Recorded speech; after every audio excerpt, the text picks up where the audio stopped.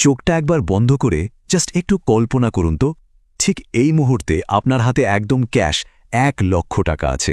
হ্যাঁ, নিজের জমানো একদম করকরে 1,00,000 টাকা। কি করবেন এই টাকাটা দিয়ে? কেরিয়ার নলেজের আজকের এই এক্সপ্লেনারে সবাইকে দারুণ একটা ওয়েলকাম জানাচ্ছি। এরা একদম নিশ্চিত যে এই 1,00,000 টাকার কথা ভেবেই মাথার ভেতর অলরেডি অনেক রকম প্ল্যান ঘুরপাক খাওয়া শুরু হয়ে গেছে। কিন্তু সত্যিটা হলো, এই টাকাটা ঠিক কিভাবে ব্যবহার করা হবে সেটাই কিন্তু আপনার ভবিষ্যতের গন্তব্য নির্ধারণ করে দেবে। তো চলুন এই বিষয়টার একদম গভীরে ঢুকে পড়া যাক। এখন আমাদের সামনে সবচেয়ে ইন্টারেস্টিং প্রশ্নটা হলো, হাতে এই যে 1,00,000 টাকা, এটা দিয়ে আসলে কি করা উচিত? মূলত এই ক্ষেত্রে আমাদের সামনে দুটো অপশন থাকে। প্রথমটা হলো টাকাটা খুব সযত্নে আলমারিতে বা ব্যাংকের লকারে রেখে দেওয়া, আর দ্বিতীয় অপশনটা হলো এই টাকাটাকে কাজে লাগানো। জানেন তো, এই দুইটা ডিসিশনের মাঝখানেই লুকিয়ে আছে একজন সাধারণ মানুষ আর একজন ধনী মানুষের মাইন্ডসেটের সবচেয়ে বড় পার্থক্যটা। আর এই দুটো ডিসিশনের রেজাল্ট কিন্তু একদম আলাদা। টাকাটা শুধু রেখে দিলে কি হয়? মনের ভেতর একটা দারুণ শান্তি কাজ করে। মনে হয় যাক বাবা, কাছে তো অন্তত কিছু টাকা আছে। কিন্তু এই শান্তিটা একদমই সাময়িক, কারণ টাকাটা কিন্তু 1 পয়সাও বাড়ছে না। অন্যদিকে টাকাটা কাজে লাগানোর স্টেপটা, এটা করতে বেশ ভয় লাগে, অনেক রিস্কি মনে হয়। কিন্তু একটা চরম সত্য কথা আমাদের সবাইকে বুঝতে হবে, এই ভয়ের দেওয়ালটা টপকাতে পারলেই আসল ভবিষ্যৎ তৈরি হয়। টাকা কিন্তু নিজে নিজে কাজ করে না, টাকাকে রীতিমতো ট্রেন করতে হয়, তাকে কাজ শেখাতে হয়। চলুন দেখি ধনীরা আসলে এই কাজটা কিভাবে করে। ধনীরা কোনো জায়গায় টাকা কাজে লাগানোর আগে খুব কড়াভাবে নিজেদেরকে 3টে প্রশ্ন করে। 1 নম্বর প্রশ্ন, এই টাকা কি আরও নতুন টাকা তৈরি করবে? 2 নম্বর প্রশ্ন, এই টাকা কি আমাকে ফ্রি সময় দেবে? অর্থাৎ আমি নিজে সেখানে উপস্থিত না থাকলেও কি আমার ইনকাম জেনারেট হবে? আর 3 নম্বর প্রশ্ন, এই টাকা কি ভবিষ্যতে বড় হবে? আজ হয়তো অ্যামাউন্টটা ছোট, কিন্তু কয়েক বছর পর কি এটা মাল্টিপ্লাই হবে?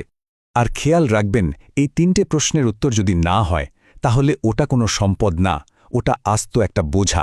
এখানেই আমরা সবচেয়ে বড় ভুলটা করে বসি। আমরা ভাবি, আরে ভাই, আমার তো ইনকামই কম, আগে অনেক টাকা আসুক, তারপর না হয় ইনভেস্ট করব। কিন্তু রিয়ালিটি একদম অন্যরকম। যে মানুষটা 20,000 টাকা ভুল জায়গায় খরচ করে, তার হাতে 20 লাখ টাকা এলেও সে ঠিক একইভাবে সেটা নষ্ট করবে। আসল প্রবলেমটা ইনকামে না, প্রবলেমটা হচ্ছে মাইন্ডসেটে। তাই এখন থেকেই এই প্রশ্নটা করা জরুরি। আয় কত হচ্ছে সেটা বড় কথা নয়, বরং কত টাকা আপনার হয়ে কাজ করছে। এখন আমরা টাকার 5টি গোল্ডেন রুলের দিকে এগোব। কিন্তু তার আগে খুব ক্লিয়ারলি বুঝতে হবে অ্যাসেট বা সম্পদ আসলে জিনিসটা কি। আমাদের রুল নাম্বার 1 হচ্ছে আগে টাকা না জমিয়ে বরং অ্যাসেট বা সম্পদ বানানো। বেশিরভাগ মানুষ ভাবে আগে অনেক টাকা জমায় তারপর দেখা যাবে, কিন্তু ধনীরা ভাবে উল্টোটা। তারা ভাবে হাতে যে টাকাটা আছে এটা দিয়ে কিভাবে একটা অ্যাসেট বানানো যায়। খুব সহজ ভাষায় বলতে গেলে অ্যাসেট হলো এমন একটা জিনিস বা সিস্টেম যা প্রতিনিয়ত আপনার পকেটে টাকা ঢুকাতে থাকবে। আর এই অ্যাসেট মানেই যে বিশাল বড় কোনো ফ্যাক্টরি বা বিল্ডিং হতে হবে, ব্যাপারটা কিন্তু মোটেও তেমন না। এটা ছোট এবং রানিং একটা সিস্টেম হলেই যথেষ্ট। একবার ভাবুন তো, যদি আপনার একটা ছোট দোকান থাকে, কিংবা একটা ইউটিউব চ্যানেল, একটা ফেসবুক পেজ, অথবা অন্তত একটা ছোট্ট রুম থাকে যেটা আপনি ভাড়ায় দিয়েছেন, তাহলে কি হবে? আপনি অসুস্থ থাকলেও, রাতে ঘুমালেও, কিংবা দূরে কোথাও ভ্যাকেশনে থাকলেও কিছু না কিছু টাকা কিন্তু আসতেই থাকবে। এটাই হচ্ছে টাকাকে কাজে লাগানো। চলুন রুল নাম্বার 2তে যাওয়া যাক। রুল 2, টাকা দিয়ে সময় কেনা। আমরা যতদিন শুধু নিজেদের শ্রম দিয়ে কাজ করব, আমাদের আয় তখন একদম লিমিটেড। কারণ দিনে ভাই ওই 24 ঘন্টাই সময়, কিন্তু যেদিন আপনি টাকা দিয়ে অন্য মানুষের সময় বা কোনো অটোমেটেড সিস্টেম কিনে নেবেন, ঠিক সেদিনই আসবে সত্যিকারের মুক্তি। আপনার জেনারেট করা টাকা কি আসলেই আপনাকে অবসর দিচ্ছে? এই প্রশ্নটা নিজেকে করা খুব দরকার। এই যে মাইন্ডসেট শিফটের কথাগুলো আমরা আলোচনা করছি, এটা হয়তো অনেকের চিন্তাধারায় বদলে দিচ্ছে, তাই না? যদি এই এক্সপ্লেনারটি আপনাদের ওয়েলথ বিল্ডিংয়ের মানসিকতা বুঝতে একটুও সাহায্য করে থাকে, তবে এখনই আমাদের ক্যারিয়ার নলেজ চ্যানেলটি সাবস্ক্রাইব করে ফেলার অনুরোধ রইল। কারণ এখানে আমরা রেগুলার এরকম দারুণ সব বিশ্লেষণমূলক পর্ব নিয়ে আসি, যা আপনাদের নলেজ লেভেলকে অন্য উচ্চতায় নিয়ে যাবে। সাবস্ক্রাইব করার জন্য অনেক ধন্যবাদ। আচ্ছা, চলুন আবার টপিকে ফেরা যাক। রুল নাম্বার 3, ছোট টাকায় বড় চিন্তা। এই ভ্রান্ত ধারণাটা একদম মাথা থেকে ঝেড়ে ফেলতে হবে যে ইনভেস্টমেন্ট শুরু করতে হলে লাখ লাখ টাকার দরকার। অনেকেই ভাবে অল্প টাকা দিয়ে আর কি এমন হবে, কিন্তু শক্তিটা হলো ছোট টাকা দিয়েই বড় গেমের চিন্তা শুরু করতে হয়। চলুন কুইক কয়েকটা প্র্যাকটিক্যাল এক্সাম্পল দেখি। মাত্র 5,000 টাকা। হ্যাঁ, মাত্র 5,000 টাকা দিয়ে আপনি কিন্তু অনায়াসেই একটি ফেসবুক পেজ খুলে আপনার অনলাইন শপ বা ব্যবসার যাত্রা শুরু করে দিতে পারেন।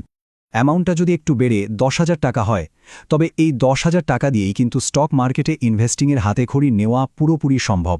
আর যদি হাতে 20,000 টাকা থাকে তবে এই টাকা দিয়ে ছোট পরিসরে চমৎকার একটি সার্ভিস বেসড বিজনেস স্টার্ট করে ফেলা যায়।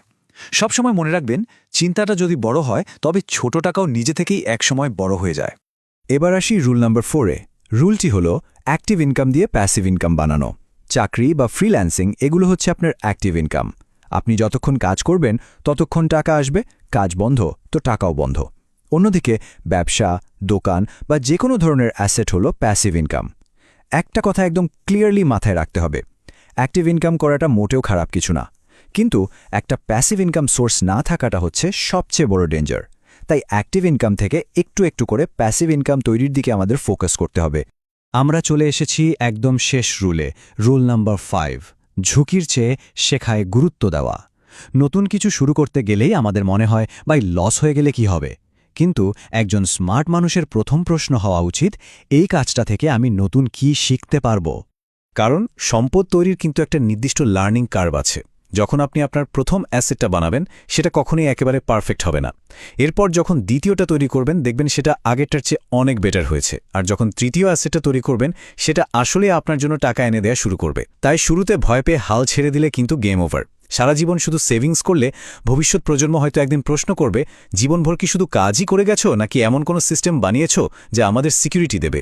সুতরাং সবচেয়ে ক্রুশিয়াল বিষয়টা হলো সিস্টেম আর গাধার খাটুনির মাঝখানের পার্থক্যটা বোঝা। ধনীরা কিন্তু অন্ধের মতো শুধু পরিশ্রম করে না, তারা সিস্টেম বানায়। একটা দোকান চালানো, কন্টেন্ট বানানো বা কোনো সার্ভিস দেওয়া, এগুলো সবই এক একটা সিস্টেম। একা সব কাজ করতে গেলে একসময় আপনি ক্লান্ত হয়ে পড়বেনই। আর তাই এই কথাটা একদম ব্রেনে সেট করে নিন, সিস্টেম ইকুয়াল টু স্বাধীনতা। একদিন যেন বুক ফুলিয়ে বলা যায়, এখন আর আমাকে কষ্ট করে খাটতে হয় না, আমার বানানো সিস্টেমগুলোই আমার হয়ে কাজ করছে। এই যে ফিলিংসটা, এটা পৃথিবীর কোনো বাজারে টাকা দিয়ে কেনা যায় না।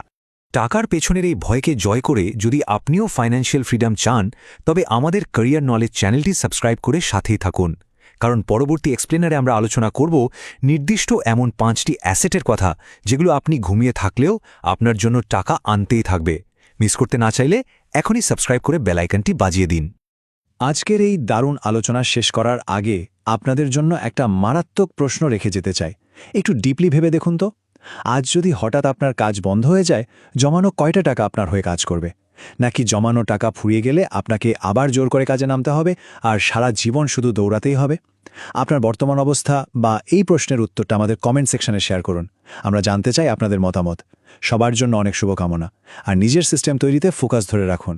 দেখা হবে পরবর্তী এক্সপ্লেনারে।